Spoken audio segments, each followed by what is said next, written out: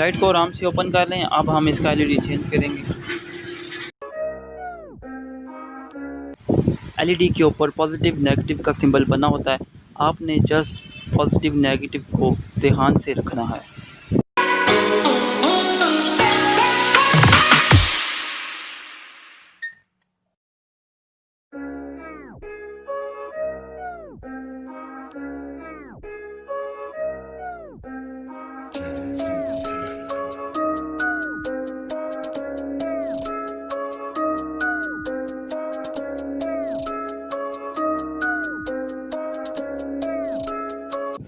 Positive और negative को ध्यान में रखते हुए मैंने टांके लगा लिए हैं। कावी की मदद से मैंने टांके लगाए हैं।